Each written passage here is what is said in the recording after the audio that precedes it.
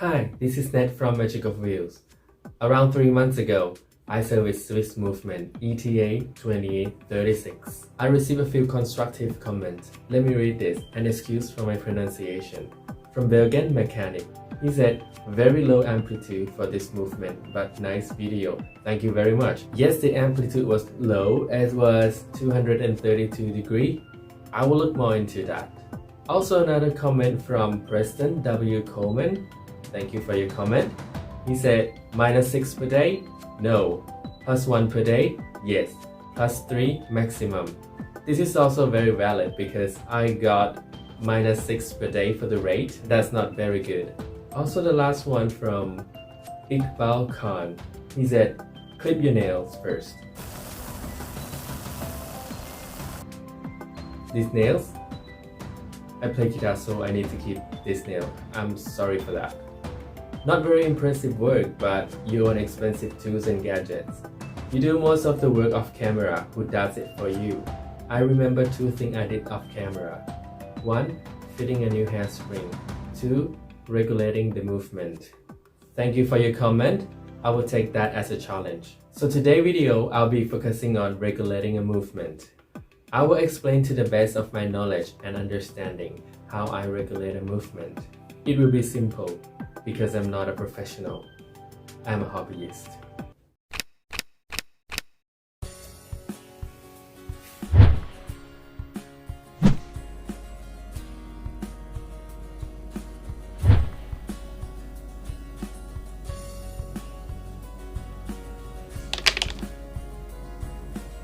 Before we start regulating, let's understand the parts we are dealing with.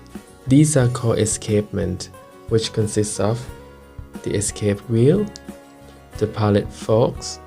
The pallet fork looks something like this,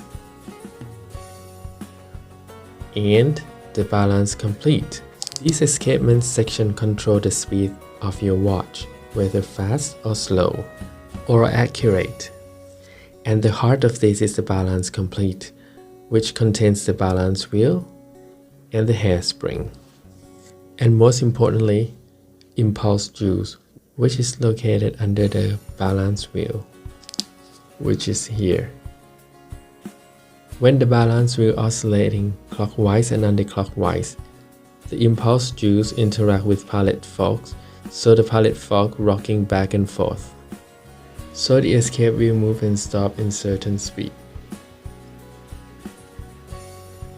Regulating a watch is setting a watch in beat and correcting the rate. What do I mean by setting the watch in beat and correcting the rate? Well, the beat is how consistent the balance will oscillate clockwise and anti-clockwise. And when the balance will oscillate, the impulse juice interact with pallet fork. The impulse juice interact with pallet fork and create the sound we know as tick and tock.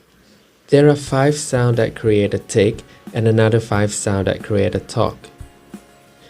Suppose the tip of my tweezer is the impulse juice.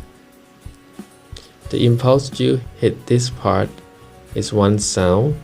The other end of the impulse juice hit this part, the second sound. So it go like,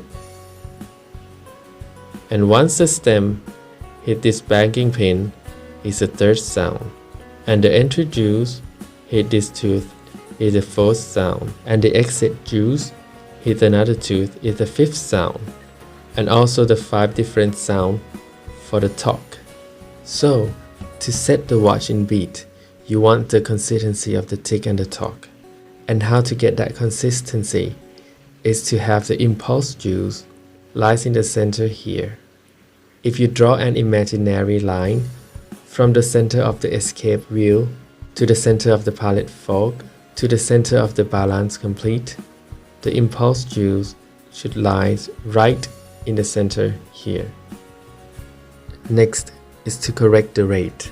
The rate is how fast or slow the balance will oscillate clockwise and anti-clockwise. The speed of the oscillation of the balance wheel is determined by the hairspring. If the spring is short, the balance wheel will oscillate fast. If the spring is long, the balance wheel will oscillate slower, and that makes your watch run slower. Now, let's see the actual watch.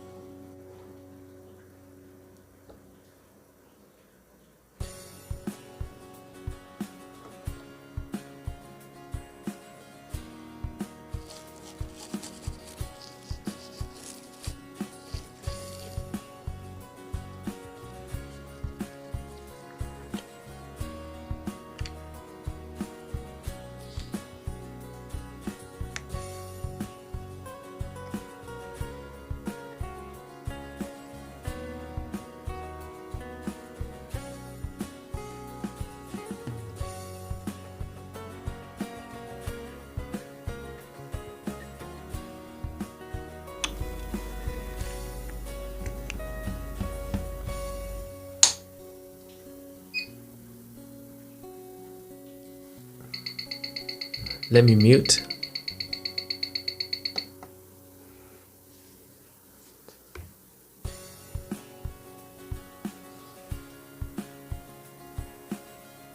So what we are seeing now, we actually see the sound on the time grapher. So you are seeing the two lines, one is the tick and one is the talk. We are going to focus on the beat error, the amplitude, and the rate. First, the beat error. If the tick and the talk have the equal length, the beat error should be 0.0, and you will see one straight line. In this reading, the beat error at 0.3 millisecond is the gap here. Next is the amplitude. The amplitude is the degree of the rotation. The acceptable degree would be 270 to 315. And the rate is obviously too fast. It's plus 16 seconds a day. Now we will regulate this watch. Start with the beat error. On the balance complete, you will see the two levers here and here. By shifting the lever here at the end of the spring, you basically shift the impulse juice. As mentioned earlier, as we draw an imaginary line from the center of the escape wheels to the center of the pallet fork to the center of the balance wheel, the impulse juice should lie somewhere here, so you have one straight line. Let's reposition the impulse juice and see the reading of the beat error.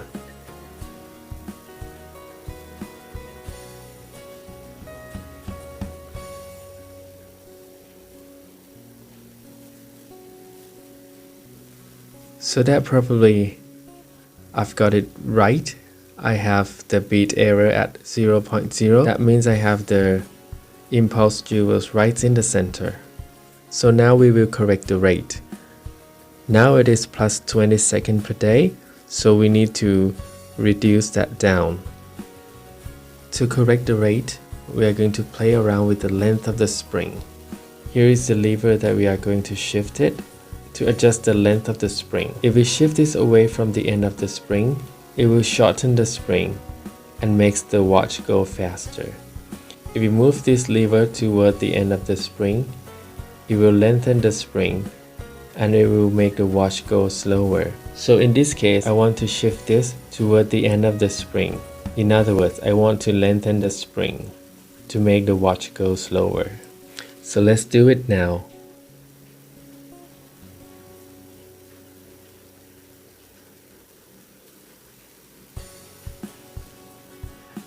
Maybe that's too much.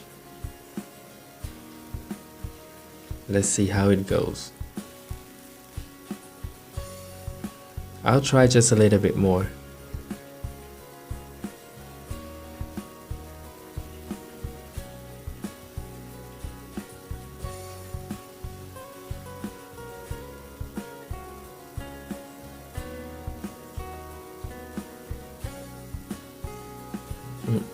Too much.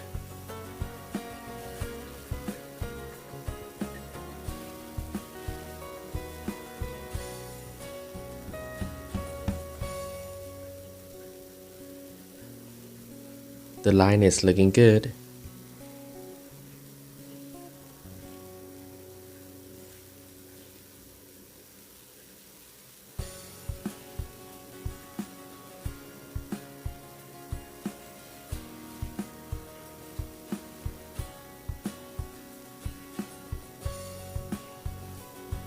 What about that?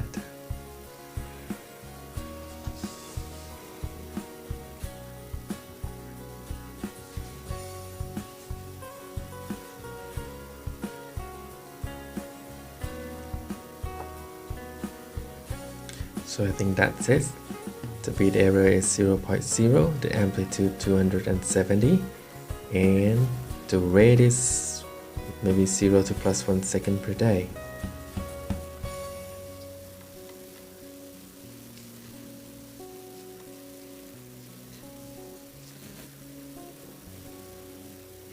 I hope you find this video educational. Please feel free to leave your comment, suggestion, and advice below so that I can improve. And if you haven't done already, please like, share, subscribe, and hit the bell icon. Thank you for watching. See you again next video. When passion and hobby collide, I'm Ned from Magic of Wheels.